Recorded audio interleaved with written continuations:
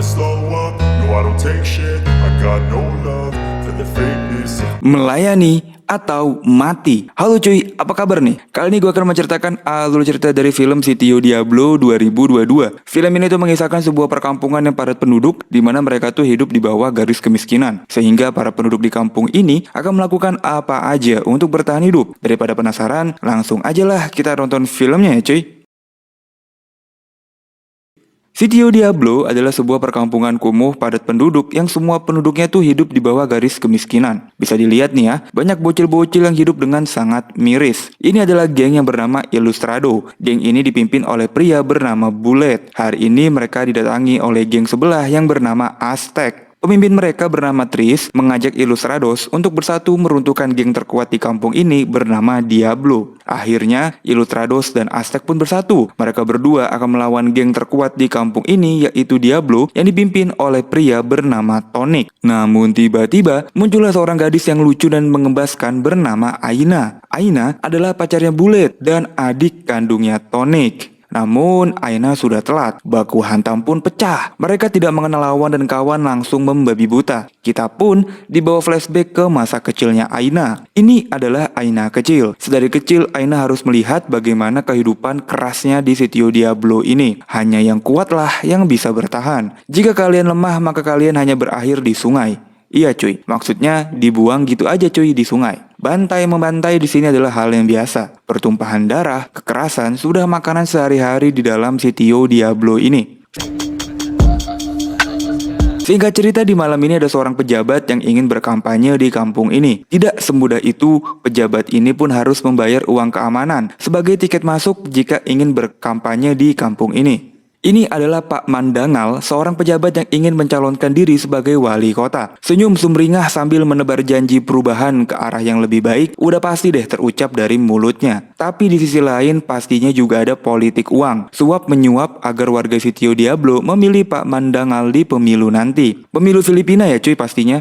Di keesokan paginya, Garong dan Askal senyum-senyum sendiri karena merekalah yang memegang uang hasil suap kampanye Bapak Mandangal semalam. Berbeda dengan Garong yang santuy, Askal bocah 17 tahun terlihat lebih jujur. Askal meminta kepada Garong untuk membagikan uang haram ini kepada teman-teman lainnya. Bukan tanpa sebab, Askal adalah seorang bocah culun yang ingin lanjut kuliah. Namun, Askal hanya terjebak di lingkungan yang salah. Bener aja cuy, tiba-tiba mereka berdua dipergoki dikerubungi oleh geng Aztec. Uang suap Bapak Mandangal sudah tercium sampai geng Aztec. Geng Aztec meminta jatah. Askal dan Garong terpojok. Untung aja datang Bullet dan teman-temannya menyelamatkan mereka berdua. Hampir aja hari ini tuh terjadi gesekan di antara mereka berdua cuy. Walaupun begitu, Bullet langsung mencuci bersih Askal dan Garong. Bullet tahu bahwa kali ini mereka lah yang salah, mengambil apa yang bukan hak mereka. Apalagi Bullet dan Tris mempunyai kesepakatan untuk tidak mengacau di wilayah kekuasaan masing-masing. Walaupun Bullet sudah menasihati mereka, tapi Andi malah menggebu-gebu nih. "Cupu banget sih bang, serang aja duluan," kata Andi. Tapi Bullet menjawab dengan satu kalimat yang sangat menohok. "Andi, gunakanlah otak, jangan hanya otot." Yah.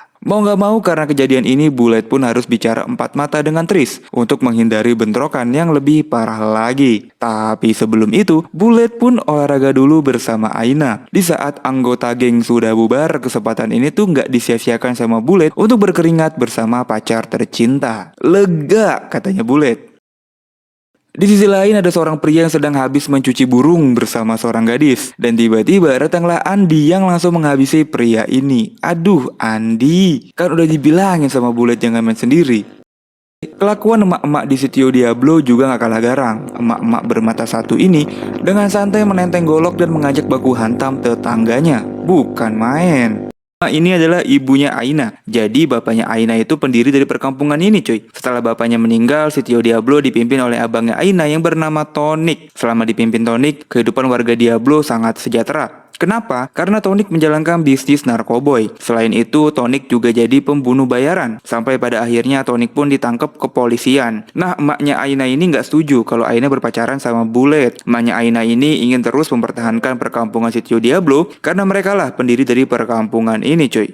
Aina ini punya adik perempuan dan perlakuan emaknya beda banget lah. Sama ke Aina dan ke adik perempuannya. Singkat cerita, Tonik pun dibebaskan oleh kepolisian. Namun, kebebasan Tonik tidaklah gratis. Tonik malah dijadikan kaki tangan polisi korup ini untuk menjalankan bisnis haramnya. Di sisi lain, Pak Mandangal terus melakukan kampanye di kampung ini. Dengan mengumpulkan warga, Pak Mandangal terus mengubar janji manis jika terpilih jadi pejabat di kota ini. Acara malam ini sangat meriah. Mereka mengundang penyanyi kampung untuk menghibur warga kampung ini. Warga kampung pun langsung larut dalam alunan musik sambil menenggak alkohol. Khususnya Bulet dan Aina yang tumbuh besar di kampung ini. Seakan-akan ini adalah hiburan bagi mereka semua. Namun tiba-tiba geng Aztec datang. Acara kampanye pun langsung berubah jadi acara pertumpahan darah. Geng Aztec datang untuk menuntut balas karena salah satu anggota mereka telah ditusuk dari belakang oleh Andi. Nyawa harus dibayar dengan nyawa. Itulah hukum yang berlaku di sini. Singkat cerita, malam ini Askal yang harus jadi korban. Sebuah tusukan di bagian pinggang membuatnya harus mendapat 12 jahitan. Ngilu cuy. Mereka nggak berani bawa Askal ke rumah sakit, jadi mereka hanya bawa Askal untuk pengobatan tradisional di kampung ini. Melihat keadaan Askal seperti ini, neneknya Askal, ini orangnya marah-marah kepada Bulet dan Aina. Neneknya Askal minta supaya Askal dilepasin aja lah dari geng. Askal anak yang pintar, biarkan dia mengejar mimpinya untuk melanjut bersekolah di bangku kuliah. Namun Bulet nggak bisa berbuat apa-apa. Keputusannya mundur dari geng harus keluar dari mulut Askal sendiri. Di sisi lain, Tonik pun sudah kembali ke kampung ini. Tonik disambut bak raja yang kembali ke singgasananya. Bukan cuma disambut, Tonik juga dilayani. Bukan cuma satu tapi langsung dua ini mah cuy. Mantep lah pokoknya ya. Singkat cerita, emaknya Aina pun langsung berubah jadi baik banget. Anak kebanggaannya yaitu si Tonik udah kembali. Namun berbeda nih saat Aina pulang ke rumah. Muka emaknya langsung asem. Tapi Tonik masih memperhatikan adiknya. Tonik minta Aina untuk kembali menjaga kampung mereka. Bukannya nurut, Aina justru menolak. Karena sekarang dia udah berada dalam geng yang dipimpin oleh Bulet. Dapat tayo magkakasangga. Pergi ke Bulet dan memberitahu semua teman-temannya kalau Tonik meminta mereka untuk bergabung ke Diablo. Namun Bulet menolak. Bulet ingin mereka berdiri sendiri. Nah, sebagai pelajaran, Tonik dan gengnya menghabisi geng Aztec yang juga menolak ajakan untuk bergabung. Semuanya diratain, kecuali yang perempuan diambil untuk dijadikan pelayan untuk anggota geng Diablo. Selain itu, Tonik juga merekrut bocil-bocil kematian untuk dijadikan prajurit baru gengnya ini. Bukan cuma merekrut prajurit doang, tapi Tonik juga merekrut para cabe-cabean untuk berperang. Bukan cuy, cabe-cabean ini direkrut untuk adu gabrut dengan para senior di geng Diablo ini. Gokil. Ya, mereka semua mah nggak bisa melawan. Mereka cuma bisa pasrah karena kalau melawan, nyawa mereka taruhannya. Tonik benar-benar serius membangun kembali gengnya ini. Ujian dan tes banyak diberikan kepada calon prajuritnya ini. Nggak segan-segan Tonik pun sampai memberikan listrik kepada calon prajuritnya untuk membuktikan loyalitas dan kesetiaan mereka kepada geng Diablo. Dan akhirnya terpilihlah para prajurit baru geng Diablo. Diiringi dengan tepuk tangan, orang tua mereka pasti bangga. Cuak.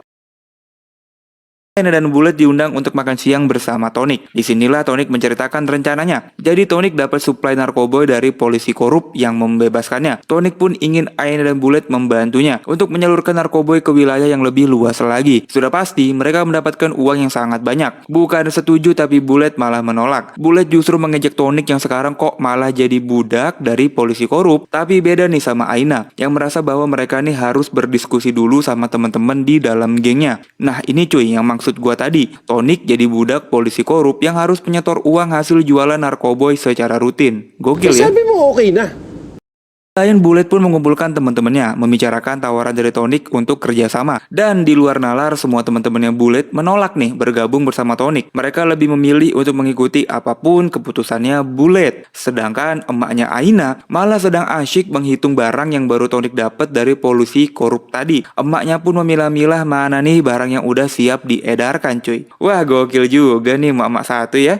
Emaknya Aina ini juga akhirnya mengungkapkan bahwa Aina bukan saudara kandungnya Tonik. Waktu itu bapaknya Tonik tidak sengaja menanam benih pada pelayan genjot. Lalu lahirlah Aina, oleh karena itu emaknya ini jauh lebih sayang kepada Tonik. Kalau memang Aina nggak mau bergabung dengan mereka, ya udah habisin aja, kata emaknya cuy. Waduh, di luar nalar ya. Aina pun mengerti bahwa bakal terjadi bentrokan antar geng yang sangat dahsyat. Makanya Aina pun bilang kepada Askal dan Garong buat mundur dari geng ini. Apalagi Askal ya, murid yang pintar. Askal pasti bisa lebih baik lagi daripada bergabung dengan geng Illustrados ini. Nah, di malam harinya saat Bullet dan Aina lagi olahraga malam, si Garong yang lagi berjalan sendirian dikejar oleh anak-anak dari geng Diablo. Garong yang hanya berlari mau nggak mau akhirnya tertangkap oleh geng Diablo yang mengejar menggunakan motor. Garong pun disembelih sebagai awal bahwa geng Diablo lebih kuat dan harus ditakuti oleh siapapun. Singkat cerita, di pagi harinya Aina pun menunjukkan tanda-tanda kehamilan. Apalagi Aina sudah tidak mens selama 2 bulan.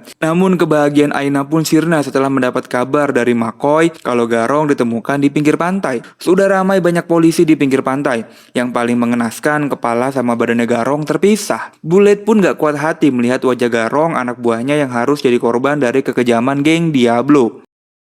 Singkat cerita, Aina dan Bullet pun mulai rencana mereka untuk pelan-pelan menghancurkan geng Diablo. Dimulai dari merampas barang-barang siap edarnya, barang-barang ini diambil lalu dibakar begitu aja. Lalu mereka pun menculik salah satu anggota geng Diablo untuk diinterogasi. Oh tentu aja ya, geng Diablo tidak akan buka suara. Makanya Bullet pun gak punya pilihan lain selain menyembelih anggota geng Diablo ini. Nyawa harus dibayar oleh nyawa. Namun setelah melakukannya, Bullet merasa sangat bersalah. Apakah harus seperti ini? Apalagi saat ini Aina sedang mengandung anaknya. Bullet pun meminta Aina untuk bersembunyi bersama Askal. Biarlah pertempuran ini jadi miliknya dan anggota geng yang lain. Begitu juga sama Benny. Benny dan istrinya adu mulut. Istrinya Benny gak habis fikri. Benny harusnya melindungi keluarganya, melindungi istri dan anaknya, bukannya malah sibuk bermain perang-perangan. Tapi sih di sini Benny berjanji ya bahwa pertempuran ini adalah pertempuran yang terakhir. Oh iya, Benny ini abangnya Andi ya.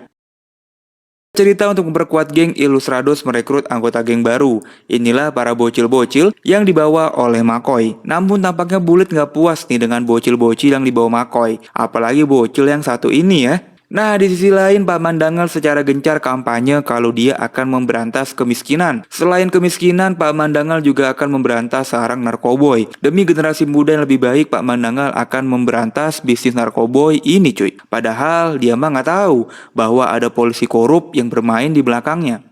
Singkat cerita, Aina dan Askal sudah di tempat aman. Namun tiba-tiba mereka dicegat oleh geng Diablo dan fakta pun terungkap bahwa ternyata selama ini McCoy merupakan pengkhianat geng mereka. McCoy memberi informasi keberadaan Aina kepada Tonic. Gokil. Makanya Aina pun harus berhadapan dengan saudaranya sendiri yang perempuan ini. Dengan sebelah tangan dirantai, mereka pun bertarung jarak dekat sampai titik penghabisan. Namun jam terbangnya Aina sudah sangat tinggi sehingga ia pun dengan mudah mengalahkan saudaranya sendiri. Setelah itu, perang pun pecah. Diablo melawan Illustrados. Mereka bertarung bagaikan berpesta. Tebasan, bacokan, semua itu hal yang biasa di malam ini. Lalu datanglah rombongan kepolisian. Bukannya dibubarin, polisi korup ini malah dibiarin aja cuy.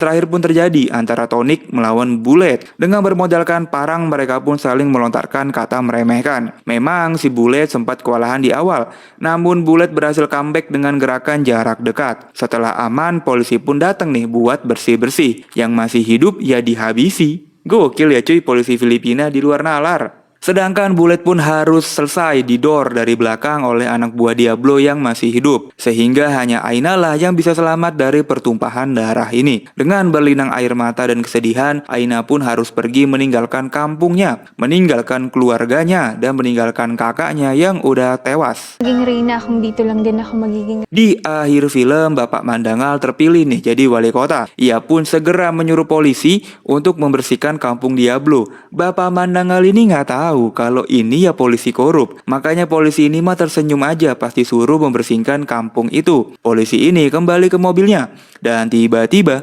Aina membalaskan dendam semua orang di kampungnya kepada bapak ini. Selesai, Aina pun berjalan sambil memegang perutnya yang semakin membelendung. Itulah alur cerita dari film Sitio Diablo 2022.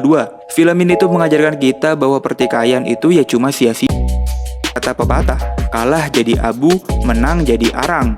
Nggak ada yang diuntungkan. Jadi apapun masalah kalian sebisa mungkin hadapilah dengan kepala dingin. Jangan dengan emosi apalagi berapi-api. Sekian dari gua buat alur cerita film kali ini. Silakan subscribe ya cuy. Biar rame lagi nih, biar gua makin semangat ya. Gua cabut dan